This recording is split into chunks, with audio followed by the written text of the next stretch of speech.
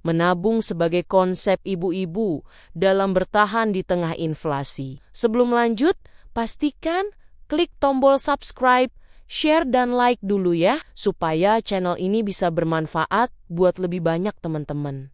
Terima kasih. Yuk, kita lanjut deh. Apa kabar ibu semua? Moga sehat-sehat terus ya. Ibu pernah merasa tidak kalau uang 100.000 sekarang cuma numpang lewat, seperti mantan yang tidak jadi nikah? Dulu uang segitu bisa buat beli beras daging sampai sabun cuci piring. Tapi sekarang baru masuk pasar saja sudah ludes buat beli cabai yang harganya lebih pedas dari omongan tetangga sebelah. Fenomena kenaikan harga barang yang terus-menerus ini namanya inflasi.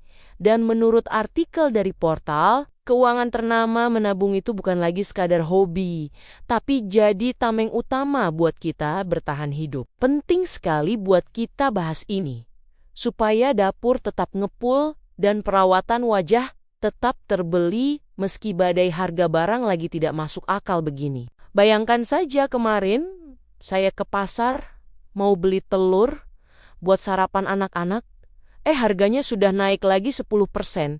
Padahal ayamnya saja belum sempat ganti baju. Ibu pasti sering menghela napas panjang setiap melihat struk belanja yang panjangnya sudah menyaingi daftar dosa kita selama setahun terakhir. Inflasi ini memang jahat karena dia diam-diam mencuri nilai uang yang kita simpan di bawah bantal atau di dalam kaleng biskuit Lebaran yang isinya rengginang itu. Jadi kalau kita tidak pintar mengatur strategi menabung, bisa nanti kita cuman bisa makan kerupuk sambil membayangkan rasa rendang yang makin mahal saja harganya. Strategi pertama yang wajib kita kuasai adalah membangun dana darurat. Karena musibah itu tidak pernah kirim pesan dulu lewat aplikasi chat sebelum datang bertamu secara tiba-tiba. Kadang datangnya di saat yang paling tidak kita duga, saat kondisi keuangan lagi tipis, saat suami lagi banyak kebutuhan, atau saat anak-anak butuh perhatian ekstra. Di momen seperti itulah kita benar-benar merasakan pentingnya punya pegangan yang aman. Ibu jangan sampai terjebak cicilan panci, daster baru, atau godaan diskon yang kelihatannya kecil tapi kalau dikumpulkan jadi besar.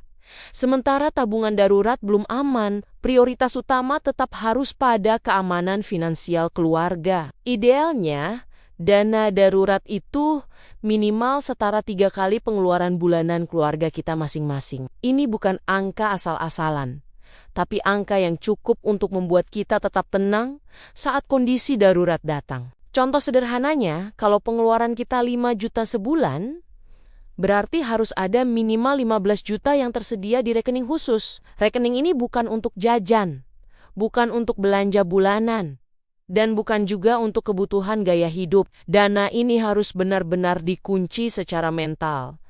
Tidak boleh disentuh kecuali dalam kondisi sangat genting, seperti sakit, kehilangan penghasilan, atau kebutuhan mendesak lainnya. Dan yang sering terjadi, banyak dari kita menunda menabung dana darurat karena merasa nanti saja kalau ada sisa. Padahal kenyataannya, kalau menunggu sisa, biasanya tidak akan pernah ada. Justru kita perlu menyisihkan di awal, walaupun sedikit tapi rutin. Karena membangun dana darurat itu bukan soal cepat atau lambat, tapi soal konsistensi dan komitmen. Jangan sampai ketika anak sakit atau ada kebutuhan mendadak lainnya, kita malah panik dan akhirnya sibuk mencari pinjaman online. Apalagi pinjaman yang bunganya lebih mencekik daripada korset pesta milik ibu yang bukannya membantu, malah menambah beban baru dalam keuangan keluarga. Dengan punya dana darurat, hidup kita jadi jauh lebih tenang. Kita tidak mudah panik, tidak gampang stres, dan bisa mengambil keputusan dengan lebih rasional. Ingat ya Bu, dana darurat itu bukan sekadar tabungan, tapi bentuk perlindungan pertama untuk keluarga kita sebelum kita melangkah ke investasi atau tujuan keuangan lainnya. Selain itu, kita harus mulai membedakan mana yang benar-benar kebutuhan primer dan mana yang cuma sekadar lapar mata karena lihat diskon silang di pusat perbelanjaan terdekat. Ibu harus kuat iman.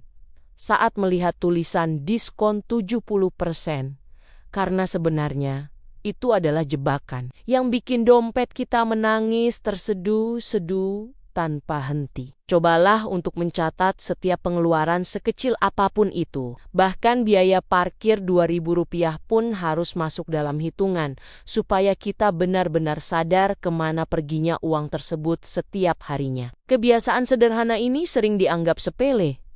Padahal justru dari hal kecil inilah kita bisa melihat pola pengeluaran yang selama ini tidak kita sadari. Dengan mencatat secara rutin, kita jadi lebih peka dan tidak lagi merasa uang tiba-tiba habis tanpa tahu penyebabnya. Oleh karena itu, maka kita bisa mulai mengevaluasi dan memangkas pengeluaran yang tidak penting, seperti langganan aplikasi nonton film yang jarang sekali digunakan.